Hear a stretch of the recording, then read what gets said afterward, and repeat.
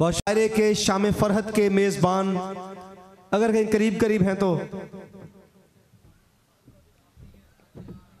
इरफान फरहत साहब, चौधरी रिजवान साहिब, एडी साहब और दीगर तमाम अहबाब जो टीम में शामिल थे, उनकी मोहब्बतें आज ये खूबसूरत प्रोग्राम हम करवाने में कामयाब हो गए। उसके बाद मैं खुश आमदीद कहता हूँ मेरे बहुत से शहर के खूबसूरत चेहरे जनाब मोहतरम चौधरी मोहम्मद यूसुफ जाट साहब, हमारे MPA के उम्मीदवार हैं तरीके लब्बैक के, जनाब चौधरी रियाज राई साहब, और इनके अलावा जनाब चौधरी अफजल साहब गोरमे वाले, डॉक्टर खालिद साहब हनान स्कूल से, आसम रफ़ीक बुखारी साहब, डॉक्टर खालिद साहब, आसम साहब ऐसे चेहरे हैं जो माशाल्लाह एक अरसे से हमारे साथ हमें हर मामले में फ़ेवर अल्हम्दुलिल्लाह करते आ रहे हैं।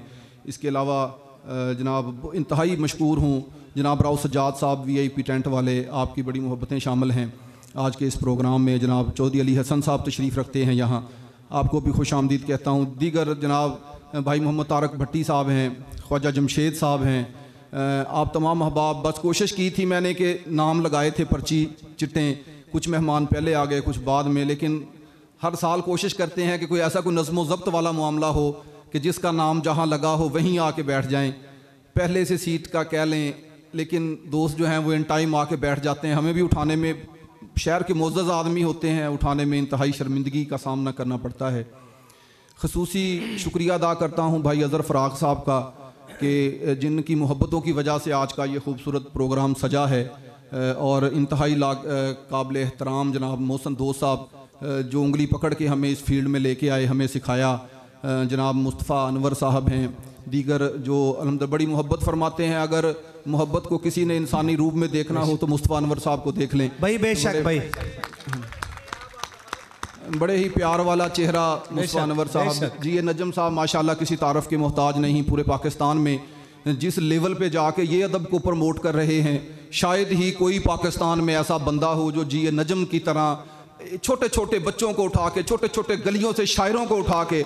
मैं जी नजम साहब आपको बहुत शुक्रिया, अब आपके आने से बड़ी हौसला अफजाई हुई है हमारी माशाल्लाह। बड़े शायरों को आप लाहौर में बुलवा के प्रमोट करते हैं, अल्लाह आपको सलामत रखे। दीगर भी बहुत से खूबसूरत चेहरे जो तशरीफ़ लेके आए। बस मैंने 2-3 शेर पढ़ने हैं, मकसद दोस्तों का शुक्रिया अदा करना है। मेरे शहर के तमाम लोग जो यहाँ तशरीफ़ लेके आए यार, सबका बहुत शुक्रिया, मेरे मेहमान हैं। अगर शुक्रिया कबूल है तो ताली बजाइए।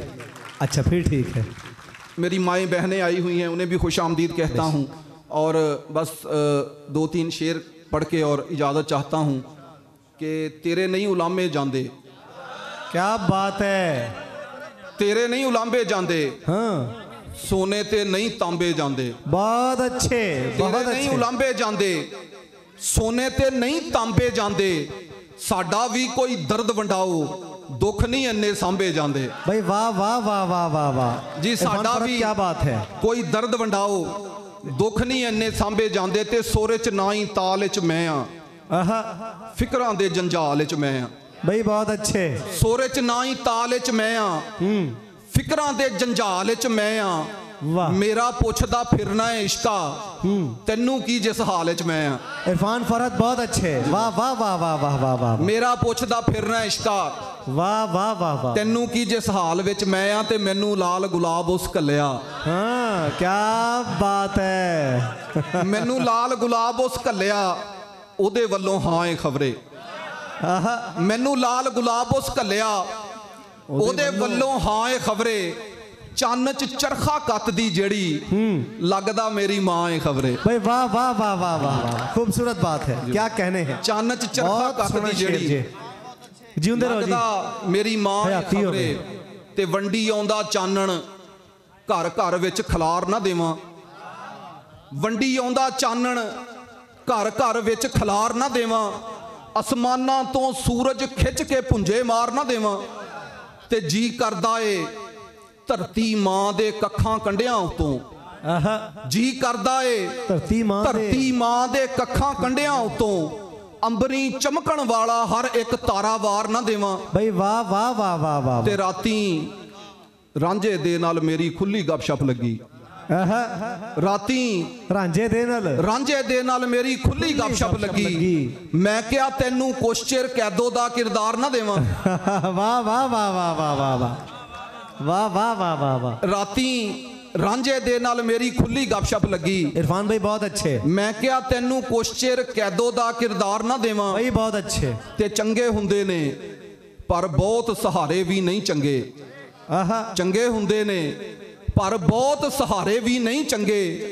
ਹੁਣ ਮੈਂ ਆਪਣੇ ਕਦਮਾਂ ਤੇ ਵੀ ਕੁਝ ਭਾਰ ਨਾ ਦੇਵਾਂ। वाह वाह वाह वाह वाह वाह ਤੇ भाई ਇੱਕੋ ਆ बहुत खूबसूरत भाई बहुत बहुत खूबसूरत शुक्रिया। जिन्होंने समझ आया दोस्त ताड़ी बजान इधर वाले लगता साडे वैसे वेखण आए ने दोस्त लगता टीवी अगे बैठे हो। ਚੰਗੇ ਹੁੰਦੇ ਨੇ ਪਰ ਬਹੁਤ ਸਹਾਰੇ ਵੀ ਨਹੀਂ ਚੰਗੇ। ਹੁਣ ਮੈਂ ਆਪਣੇ ਕਦਮਾਂ ਤੇ ਵੀ ਕੁਝ ਭਾਰ ਨਾ ਦੇਵਾਂ। भाई बहुत ਤੇ अच्छे ਇੱਕੋ ਆ ਫਰਹਤ ਤੇ ਇੱਕੋ ਮਾਂ ਦੇ ਢਿੱਡੋਂ ਜੰਮੇ। वाह ਇੱਕੋ ਆ ਫਰਹਤ ਤੇ ਇੱਕੋ ਮਾਂ ਦੇ ਢਿੱਡੋਂ ਜੰਮੇ। ਆਪਣੇ ਭੈਣ ਭਰਾਵਾਂ ਨੂੰ ਮੈਂ ਰੱਜ ਕੇ ਪਿਆਰ ਨਾ ਦੇਵਾਂ।